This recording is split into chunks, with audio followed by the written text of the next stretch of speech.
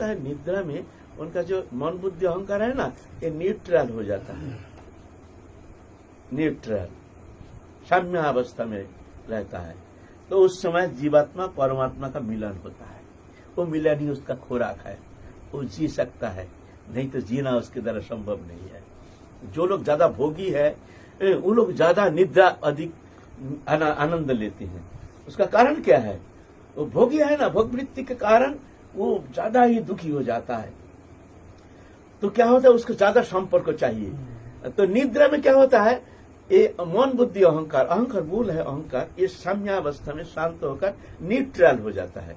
जब न्यूट्रल हो जाता है तो और कोई प्रतिबंध नहीं रहता है। ना रहने के कारण जीवात्मा परमात्मा का स्वच्छंद मिलन होता है। यह है उसका जीने का खुराक। कम निद्रा होने से वो पागल हो जाएगा। अगर थोड़ा सा कम निद्रा हो गया ना, पागल हो जाएगा।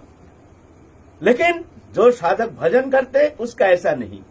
हमारा संबंध तो हो रहा है, हम जागते रहते हैं, इसलिए हमारा खुराक मिल जाता है। हम नाम करते हैं, चिंतन करते हैं, तो क्या होता है, हमारा जो संपर्क है ना, खैर उतना निबिड़ संपर्क नहीं हो पा रहा है, अविच्छिन्न अखंड अनावृत संबंध हो नहीं पा रहा है, लेकिन संबंध होने का कारण वो हमको खुराक मिल जाता है। साधक का 1 घंटा ज्यादा निद्रा होने से दुखी हो जाता है। हाय हाय, हमारा समय काल खा गया है, 1 घंटा हमने सो गया, हम मृत्यु को स्वीकार कर लिया। निद्रा उनके पास मृत्यु जैसे, मृत्यु जैसे। निद्रा नहीं आने से खूब आनंद होता है। हमको भी ऐसा होता है, कभी कभी रात में निद्रा नहीं आती है। निद्रा नहीं आती, बढ़िया है, निद्रा नहीं आता तो नाम करो। तो जैसे ही हो, टूटा फूटा जैसे ही हो, नाम करते हैं, भगवत चिंतन करते हैं, कोई क्लांति नहीं, कुछ नहीं, ऐसा नहीं हो हाय हाय हम तो सोया नहीं, हाय हाय आज सोया नहीं। कोई फर्क नहीं पड़ता है। फर्क नहीं क्यों नहीं पड़ता है ना, हमारा संयोग तो हो रहा है, खुराक हमको मिल रहा है। इसीलिए साधक जो भजन करते हैं वो निद्रा कम होने से भी उसका शारीरिक मानसिक कोई नुकसान नहीं होता है। यह मन विज्ञान।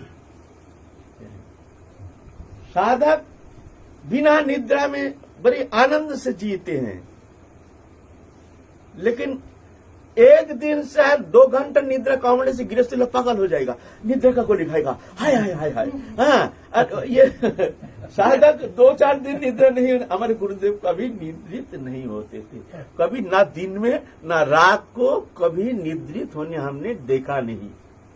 हमने बहुत कोशिश किया, चेष्टा की है। गुरु जी के पास हम सोते थे, जंगल में, गिरिराज तराटी में, उनके पास ही सोते थे। कोई नहीं था, घनघोर जंगल, सोते हैं। उस समय ठाकुर जी की कृपा से हमारी निद्रा भी कम थी।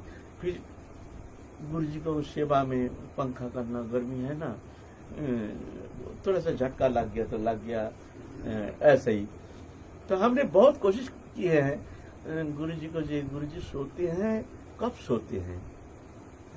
तो गुरु जी सोए हैं, बहुत धीरे से गुरु जी से हम आवाज किए, बाबा, तुरंत आवाज। हम और तो सोए नहीं, बहुत जागे हैं, ऐसा कभी देखे नहीं।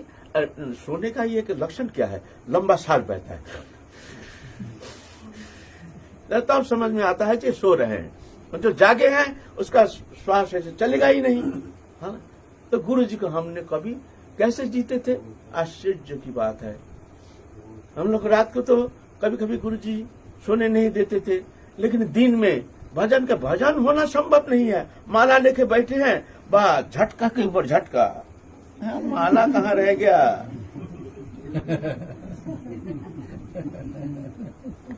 इतना कष्ट, स्थूल बुद्धि है ना, स्थूल मन बुद्धि इंद्रिय है, उतना भजन में अनुप्रवेश है नहीं। निद्रा तो चाहिए, लेकिन गुरु जी कभी देखे नहीं है। स्वस्थ सुंदर, एकदम